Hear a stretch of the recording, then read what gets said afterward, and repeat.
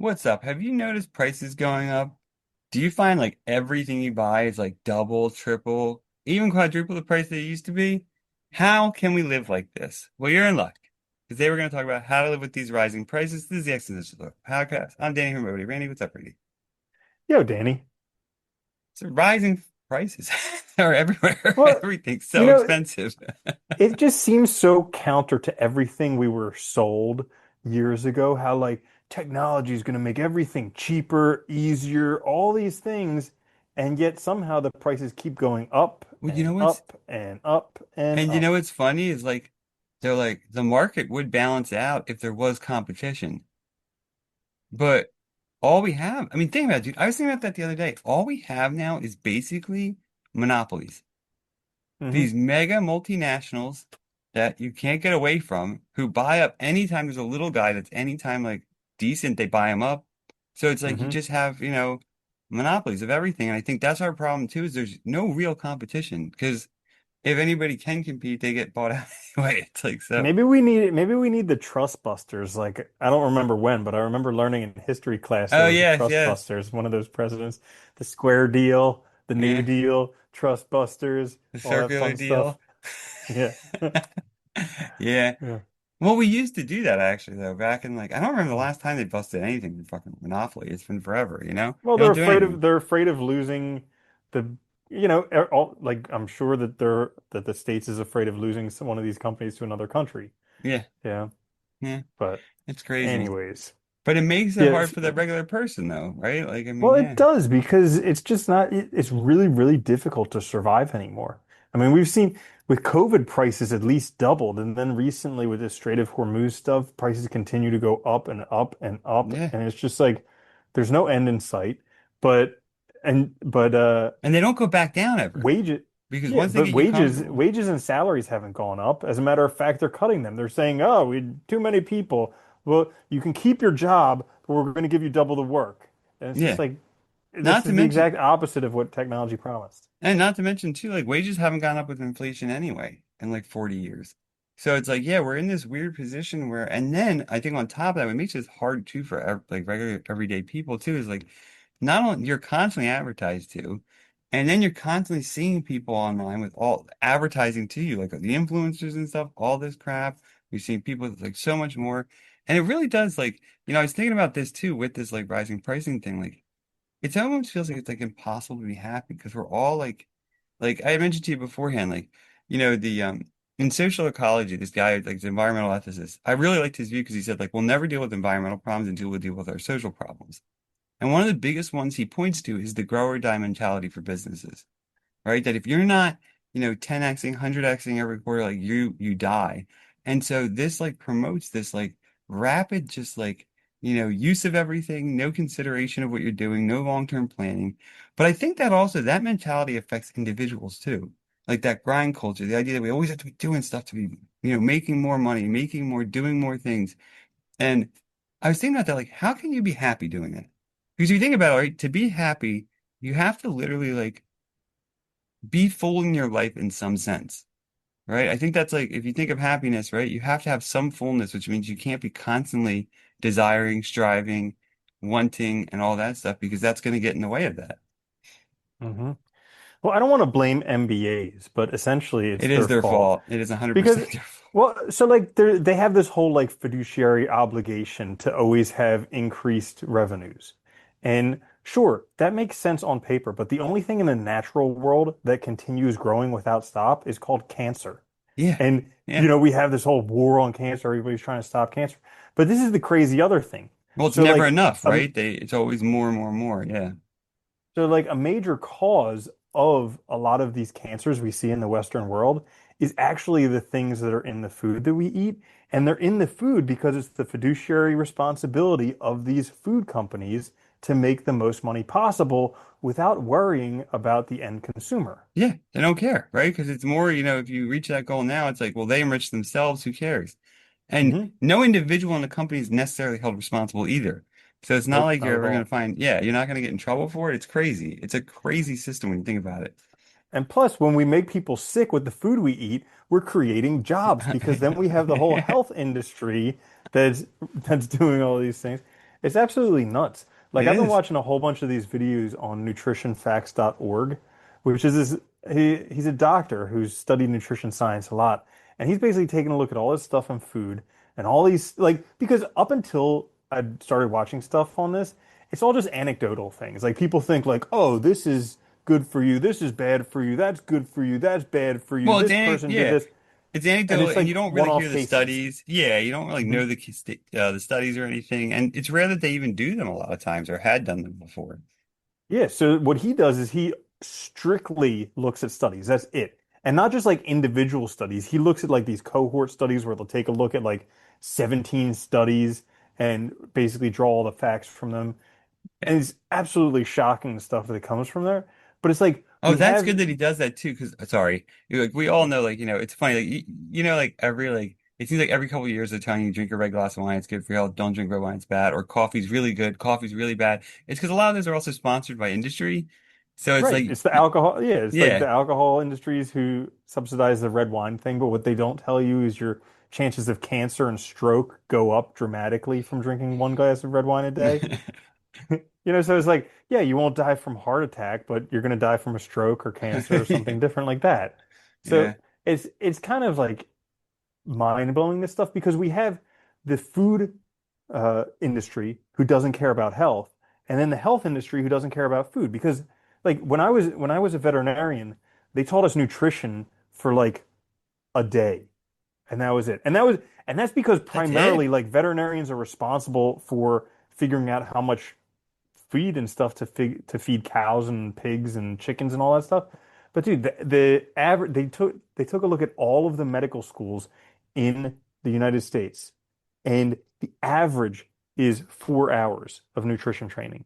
Doctors know nothing Really? about nutrition. Yeah, and then the I would have number thought that was one way cause. higher because you guys are like, it's not like you don't have like, in like, because veterinarians are unique in the sense that like you don't have as much specialization as you do in like human doctors. So most Mhm, veterinarians are very like, I would say jack of all trades, right? Like you do mhm.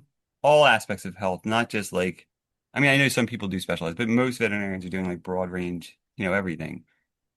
That's Yeah. crazy. So then, dude, that doesn't, so that's not even the worst of it. So anyways, 4 hours in all of medical school, you learn about nutrition. But then the number one cause for the number one killer in America, heart disease, is diet related. Yeah, yeah. And the number of hours spent for a cardiologist between medical school and their entire residency, everything to become a cardiologist, 0 hours of nutrition. Nothing. Well, that's So what's it's like funny too, the, is because that's a separate branch of medicine, right? You have dietitians, you have a whole separate group of people to deal with it, and it's like bizarre to think that like you wouldn't connect these dots. Because also Mhm. food's related to everything with health, like all that stuff, like is all interconnected. You can't separate these things out. Yeah, Yeah. it's crazy the world we live in when you think about it, isn't it? So absurd. Like I remember reading a report. This is like a little while, like a year ago or so, but there was like I think it was CDC, but they were talking about how like since I think it was like since the Industrial Revolution or something, we've introduced like upwards of like 6,000 chemicals into the environment, Mhm. And if you think Oh about yeah. that, like that's Yeah. insane. And like it's not like, especially in the past, Not like only none of this into stuff the was environment, but tested. there's 10,000 additives in our food that Well, are that's yeah. untested. Oh, that's what I mean, right? Untested Like, and into our all this food. stuff is just out there. Like you can't get Yeah. away from it. Like it always cracks me up when you see like state of California warning that this thing may cause cancer. It's like, yeah, everything may. We have no idea. Like, hmm But at least they're like the most forward thinking of all of them. Because for instance, they just made this red dye number three illegal to be in food by 2027, something like that.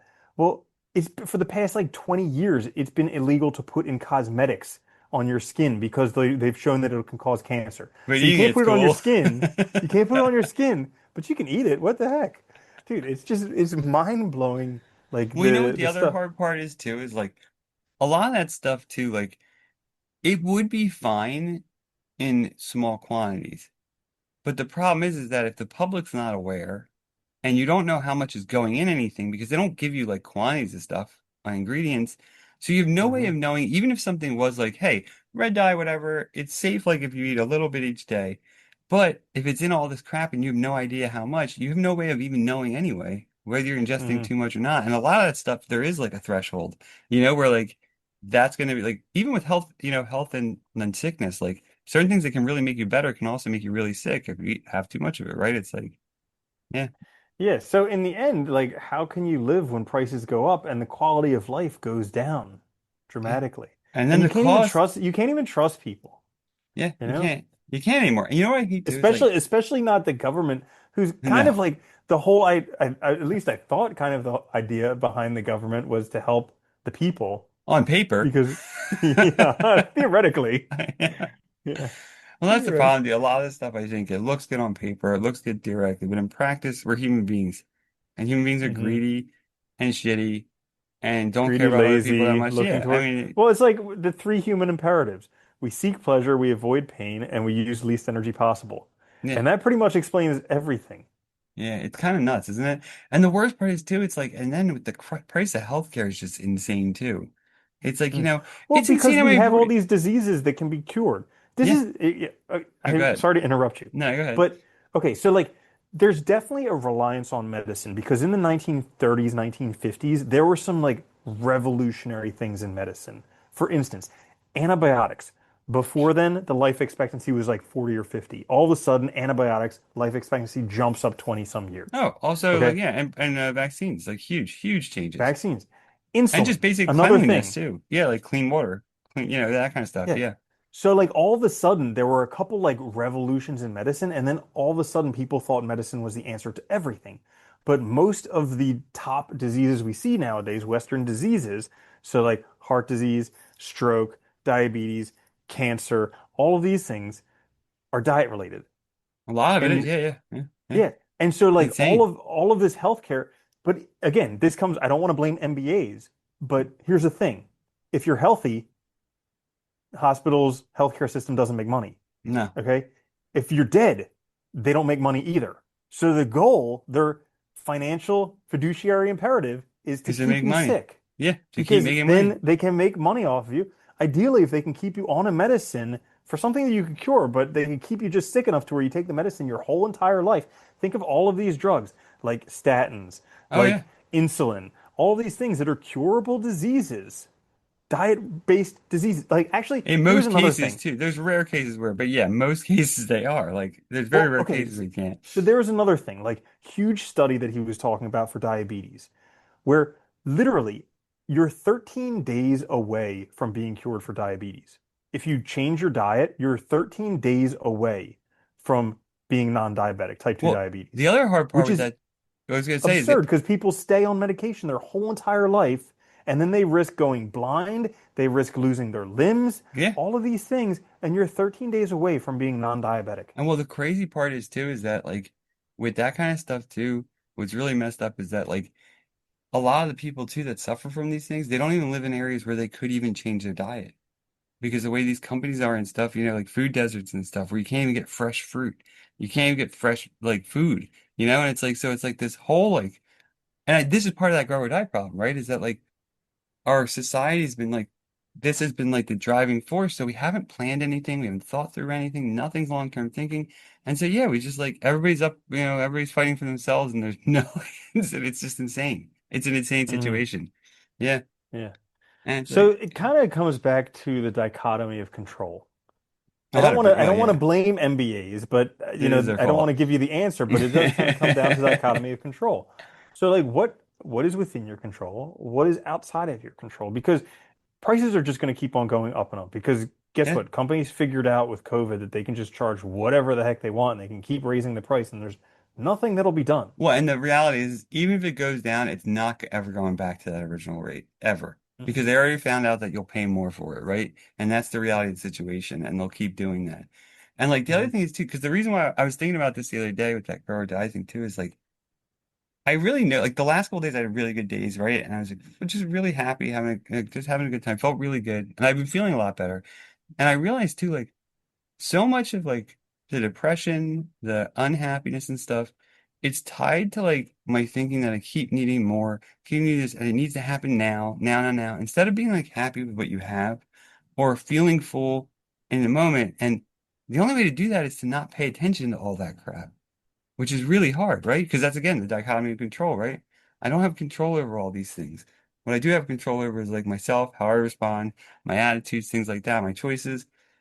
And I think this is something that's really hard for people, especially in like the West, because you're just bombarded all the time with this crap that you need more, that you're not doing enough, that you suck, that you're not successful unless you constantly show gains on a regular basis. Like, whereas like I know it's funny.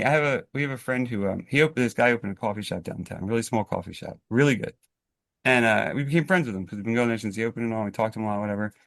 And it's funny because like he was saying to us the one day, he's like, he talks to other small coffee shop owners, and he's like, there's so many of these guys that think they have to now like if their store does well, they have to expand, they have to open other shops. He's like, I don't do that.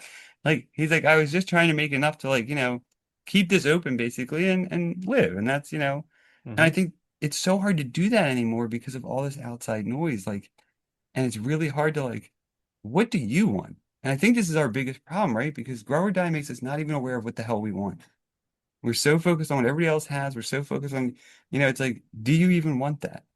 And what comes with it? Like, and I think that's another thing that we have to think about is like, what is actually like our goal or our ideal or what would make us happy? And understanding that can help you a lot with, that dichotomy control too. Yeah, it's unfortunate because we don't have very many like wise elders anymore. We've You know, like none. you look back at these older societies and like the old people were the elders and you listen to them because they had a life of experience. But nowadays, it seems like whoever shouts the loudest and whoever has the most money are the two people who That's it. get the most Yeah. attention. Yeah. Yeah. And so they're the people who end up setting the trends. But oftentimes, in order to shout the loudest or have the most money, it doesn't necessarily mean you have a good life. As a matter of fact, it means you probably have a very unbalanced life.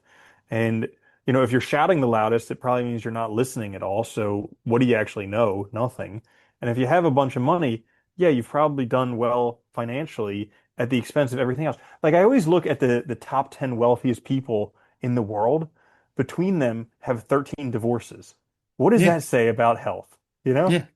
Because they're never, it's like they're workaholics, they're caught up. And that's the other thing too. Like, think about that.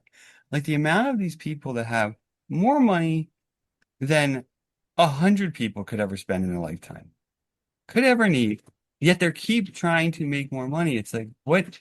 That's not life. Like, you're just like, it's like it's almost in a weird way, we're all victims of this system we've created. And not, or that we inadvertently participate in, I guess, right? Because we're all born in a place, we don't choose any of this, like, but something's already there in place. Hmm. But like, it's like, I think fixing it's so hard because of this grow or die. Nobody wants to step back and say, like, well, these things cost more money. This would require more thinking. This would require more time. This would require more educating people more, or being, giving maybe more to other people rather than keeping it all for myself. And that I think is like one of our biggest burdens is like our social consciousness or like our yeah, like our self-awareness too, I guess. Is like our yeah, Yeah. conscious awareness is It's hard to fix. it's yeah, it's like every once in a while I kind of get down because I start thinking about the way that things are going. But then I remember from the Tao Te Ching, Lao Tzu said, "Do you think you can fix the world? I don't think it can be done." Yeah, And it talks about how life is constantly falling apart over on the kind of like on the top, it's always falling apart, but underneath on this balance, this harmony, this whatever. So like, yeah, sure, things are falling apart, but essentially the Earth is this teeny little planet in this teeny little yeah. galaxy and this like part of the universe that is totally inconsequential to everything. So even if we do destroy ourselves, it's inconsequential. It is. Well, actually it's funny. I think about that all the time. Like, you know, when you remove yourself from the human perspective, like none of this matters. Nothing. Like, and eventually, all this will be gone. Whether we make it or not doesn't even matter to the universe or the wider cosmos or, anything. And even really in a large respect, whether humans make it or not doesn't matter to the Earth, right? Because it's still going to be here. And I think the only thing it matters to is us. And Hmm. and I always like that saying too, because you can't fix the world, but you can do that with work on yourself. And if more people do that, things do get better, you know? Yeah. And that's at least I mean, that was always like, I always found that funny because like, when I teach ethics sometimes, like I was talking with students about that because like we so look at morality now as a way just to judge others. Like values are a way to like bring other people down. But it's like the whole point of it was about you working on yourself, living better. And like if you look at most moral theories, like there's this implication, like if everybody does this, yeah, it would be a lot better. If we all worked on ourselves and focused on this, yeah, things would get better just by default because more people would be doing thinking, being conscientious, being aware, thinking about what they're doing, And it's like it is interesting. Hmm. Yeah, but here's the thing. So if everybody did it, it would be great. But the only impact, the only control that I have is over Yeah, myself. well, yeah, So I damn well exactly. better make sure I do it and just let everybody do whatever the heck else they want to do. Yeah, it's very crazy. But I think it's Hmm. like this is, I think, our greatest impediment though to happiness and feeling content and stuff is this like this constant feeling that we don't ever have enough, that we have to have more, that like we'll never be happy unless it's bigger, better, But greater? it's interesting that this kind of concern was plaguing you because this is the same type of thing that was plaguing me where I made this GPT, and was asking it questions. And it was like, your whole problem is you think that you think that it'll never be done, or you're not content with the timeline in which it is being done. Like you think it's either black or white. It's not done or it's done. Well, But and you're actually it's in also the thinking, right, process. do that because it's not done, you therefore Uh-huh. can't be happy. But Right. you're in the process doing what you want to do. So Yeah. there's no gap in like in fullness there, right? Yeah. It's a, like a misperception or a false perspective. Yeah. Sorry. And so it kind of came to the conclusion. It's like, so essentially, if you know all of the completion or the assumption of all these things was guaranteed sometime in the future, what Yeah. would you need to worry about today? And I Yeah. was thinking about that. I was like, all these things are going to happen. Like, I don't know when they're going to happen. They're not going to happen on my timeline, but all these things are guaranteed to happen. All of a sudden, it just clicked. I was like, well, what do I have to worry about today? Yeah. It's all just going to come when it comes. Well, you know what's funny too? I think when we're more optimistic, when we're in a state of like more, I guess I was like happiness or fullness, right? We tend to be more confident and stuff. And more opportunities actually will open up for us anyway. Because we're also more receptive to them. Think about it, when you're Because you like can see them. You're not yeah, worried. And when you're yeah. stressed, depressed, go making yourself crazy, like trying to get more, focusing on other people, comparisons, you're not even aware of the choices that you have and the opportunities that you have. And you're likely to take the wrong ones for the wrong reasons anyway because you're more focused on things that are not necessarily related to your own good life, your own ideals, but what society tells you and stuff. And so you're going to make the wrong choices anyway. It's really Yeah. funny. Like, we need to, in a way, like step back from all this crap, get rid of the noise in order to find ourselves and be happy and be full. It's Hmm. interesting. And I don't think Yeah. you don't have to like leave like society. I don't think that's necessary, but it takes No. a lot of work and effort because you also have to like you almost have to like it's like that kind of control, right? You have to be very like self-aware and put blinders on sometimes to not look at things like, I mean, we Yeah. talked A about lot so of the many time. times, right? Like, it's why I don't look at the news and social media because I know it makes me angry or depressed or upset or whatever because that's its goal is to do that. Like, Yeah.